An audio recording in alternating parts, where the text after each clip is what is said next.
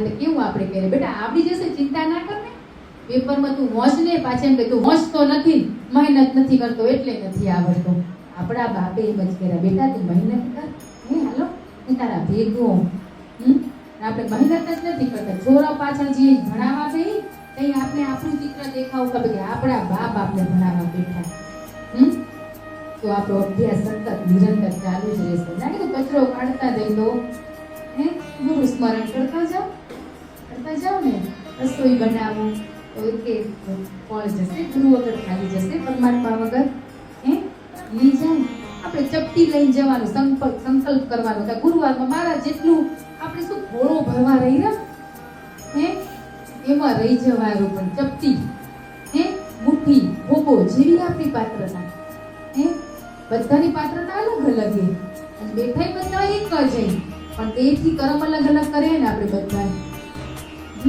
તો પછી બધાને કમ્પેરિઝન કરવામાં રહી ગયા કે ઉલી એટલે કોઈ ક્યાં નથી, બધા સાથે જાય એક થઈ નથી બેઠા.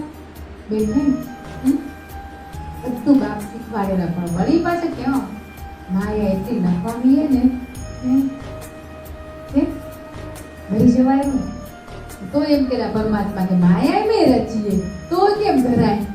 કેટલું બધું આપણે ભળે આપણે શીખવાડતા જાય તોય આપણે નથી સમજણ લેતા.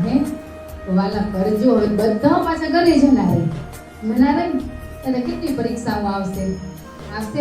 આપણા સ્વભાવમાં પરિવર્તન હોવું જોઈએ. હું કહું છું એવો અહંકાર નહીં, અમે સત્સંગ સાંભળી રહ્યા, અમે ક્ષમા માંગી લીધી એવો અહંકાર નહીં.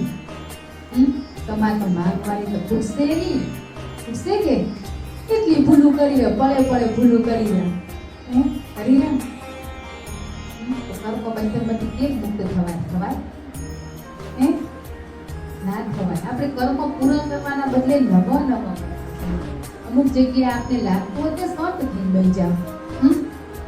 એકવાર કોશિશ કરવાની. હવે એક વાર લાગે કે નિંદા કરે મારી આગળ તે હું પછી તમે સત્સંગમાં આવો ન હોય આવે તો તમે તો ત્યાં ગલત હો. ના આવતા હોય વ્યક્તિ કરતું હોય, ના બોલી શકતા હોય તો એટલે જ આપણે ગુરુદેવે શીખવાડ્યું હોય કે મેં મારા જીવનમાં ઘણી ભૂલું કરી, ઘણી નિંદા ઈર્ષા રાગ દ્વેષ બધું કર્યું હોય, તો બસ મને આમાંથી છૂટવું હોય ને આ તમે કરો ને બંધ કરતો ને એમ કરીને પ્રેમથી કહીને તો ત્યાં સ્ટોપ થઈ જાય. આપણે કોશિશ જ નથી.